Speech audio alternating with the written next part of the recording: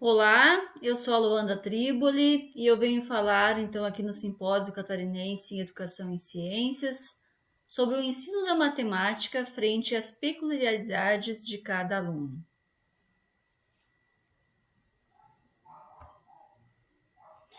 Crescentes são os estudos referentes aos distúrbios e transtornos na infância e adolescência, mas continuamos averiguando a exclusão do conhecimento, principalmente na área das exatas. Muitos fatores acompanham essas crianças, desde a falta do apoio familiar ao despreparo da escola em recebê-los. Diversas são as teorias e embasamentos de como alcançar a todos os alunos no processo de ensino-aprendizagem, mas poucos são os profissionais preparados para atendê-los.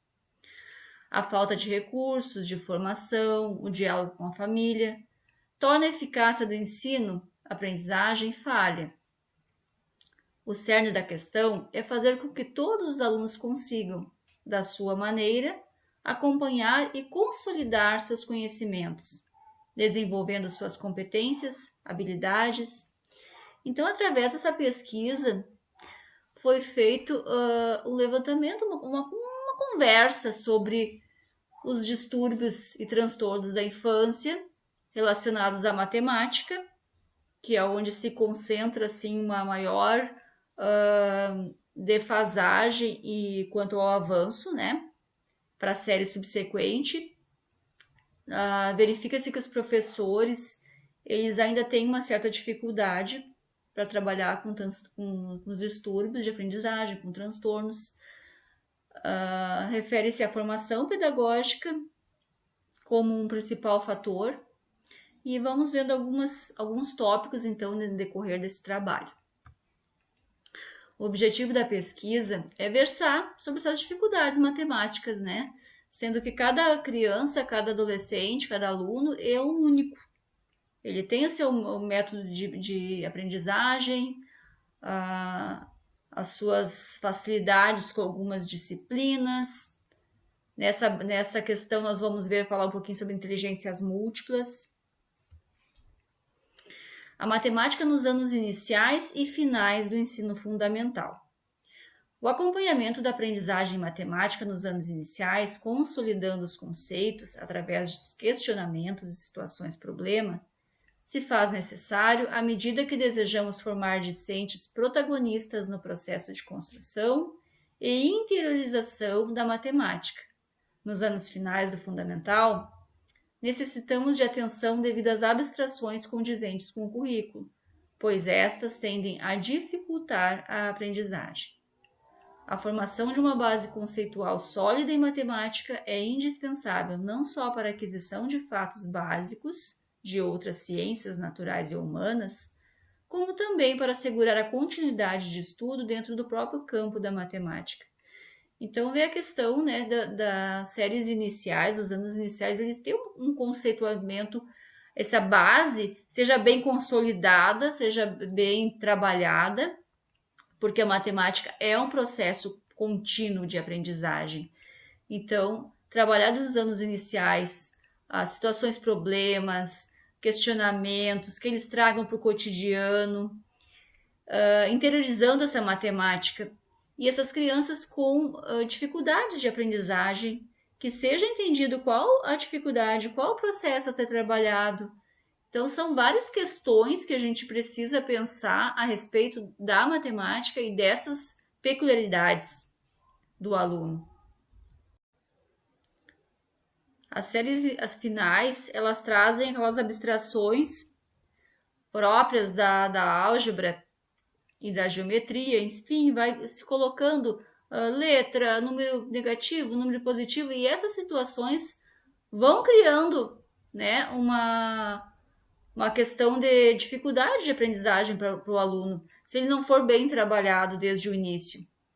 Então, essa parte a gente sempre está procurando trabalhar desde pequenos, através de situações-problema.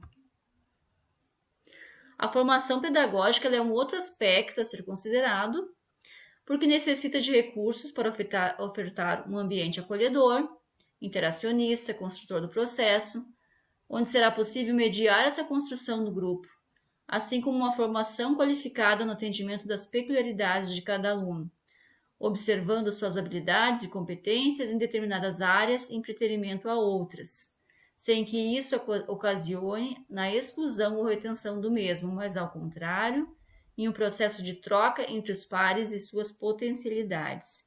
Então, novamente, vem a questão da formação pedagógica, desse professor estar preparado, estar qualificado para trabalhar com esses vários tipos de alunos que a gente encontra, né, essa heterogeneidade.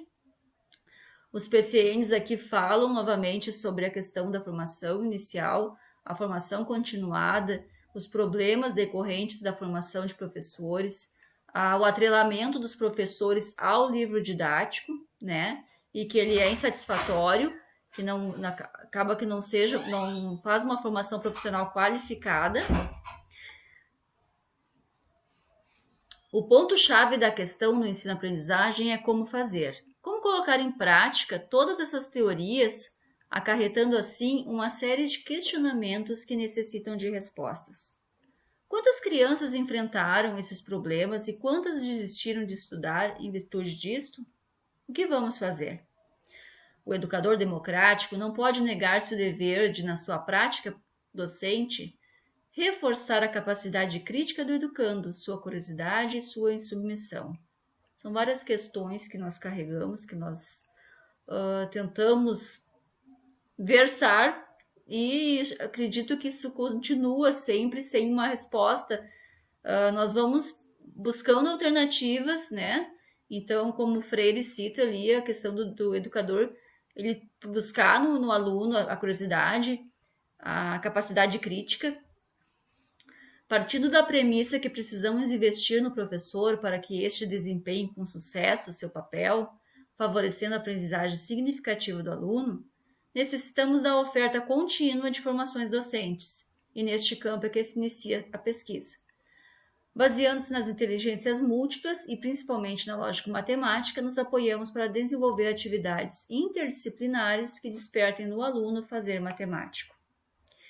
E aqui nós temos Gardner, né, então, enfatizando a questão da inteligência lógico-matemática, explicando um pouquinho e trazendo essas várias inteligências múltiplas, a questão do trabalhar os alunos com um trabalho em conjunto para que as especificidades consigam se auxiliar no fazer matemático, no fazer pedagógico.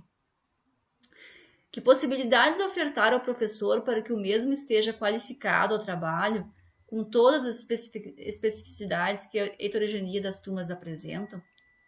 É um campo de constante pesquisa, pois os indivíduos estão em constante transformação.